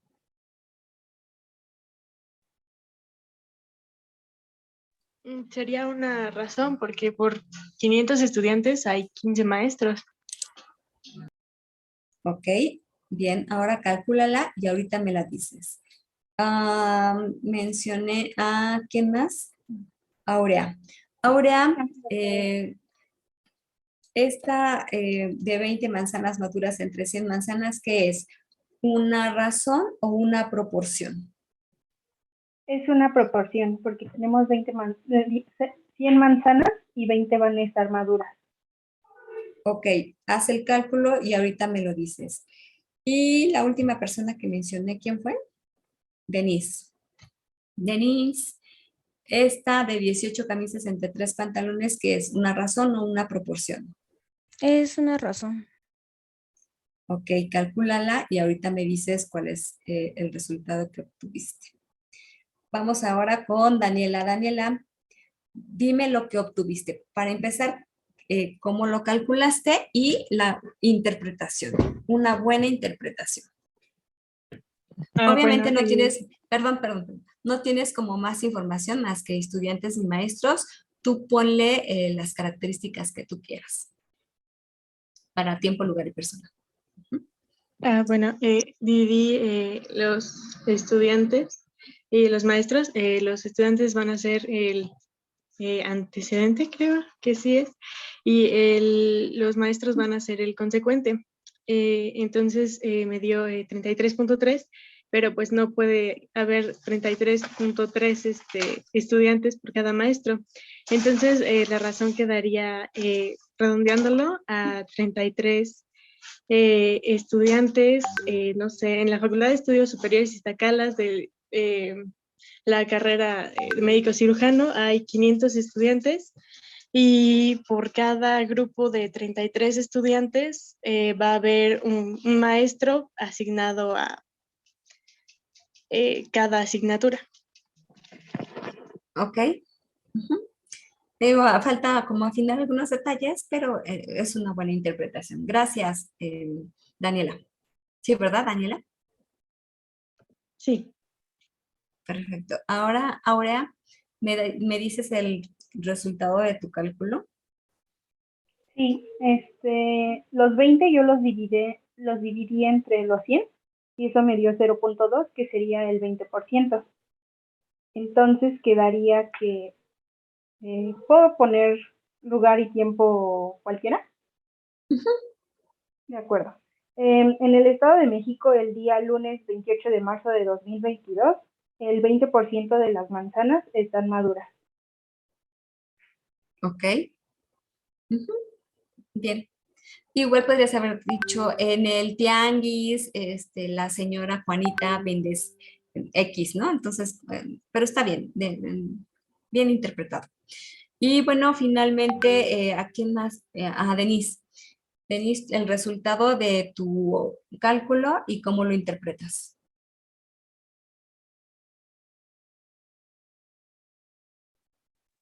Sí, ¿sí me escuchó? Es que creo que se me apagó Ya, el ya te micrófono. escuchamos. Ah, Sí. bueno, pues lo que yo hice fue dividir el 18 entre 3, porque son 18 camisas y 3 pantalones. Y pues, como lo interpretaría sería, ¿puedo poner el lugar y tiempo igual como yo quiera?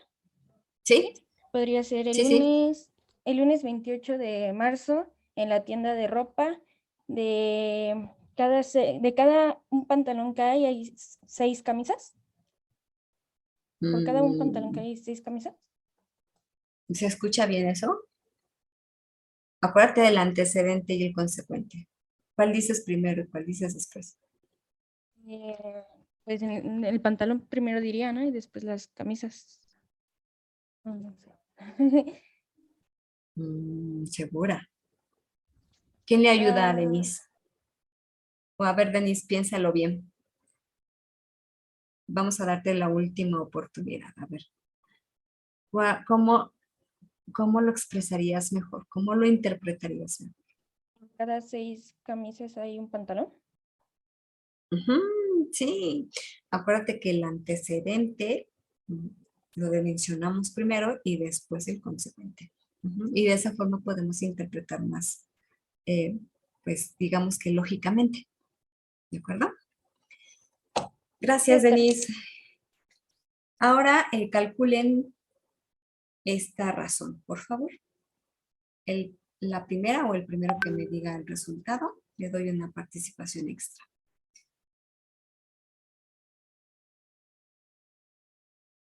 Obviamente con su interpretación.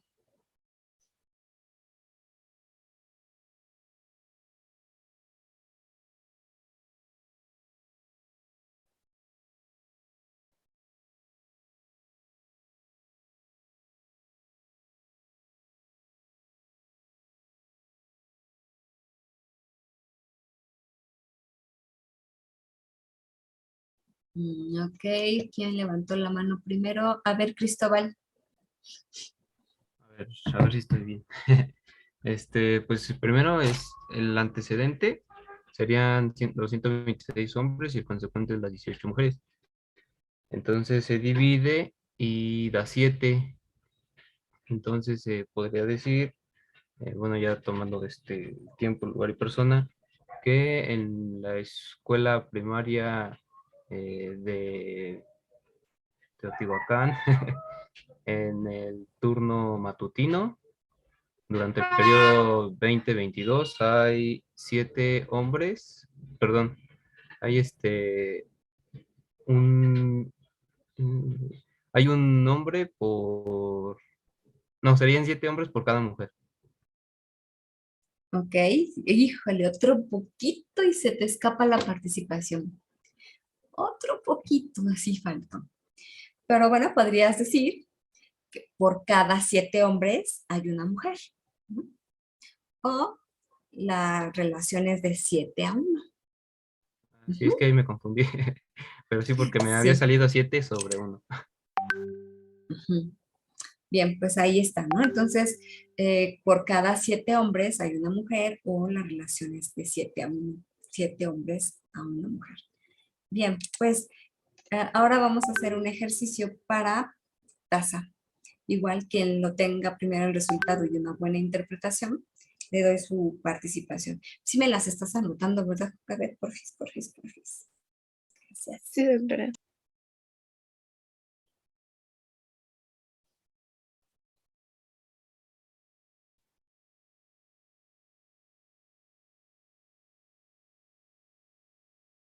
¿Quién será? ¿Quién levantará la mano primero? A ver, ¿quién?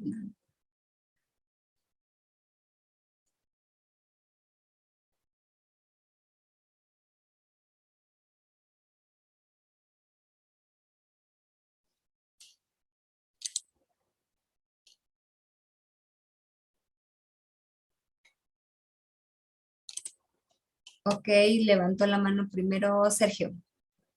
Sí. ¿Cuál es el resultado y su interpretación, por favor? La interpretación, bueno, puede ser cualquier lugar que yo elija. A ver, ok.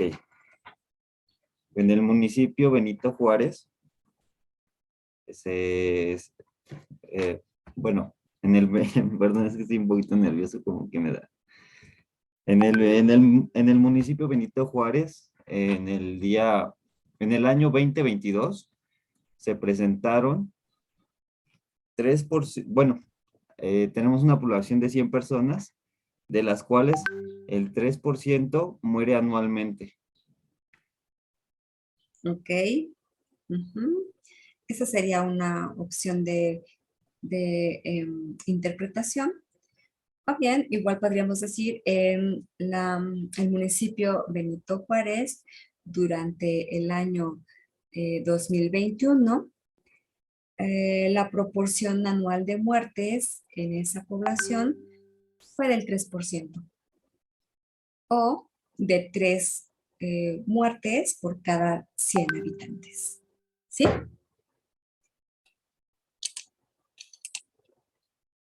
¿De acuerdo, Sergio?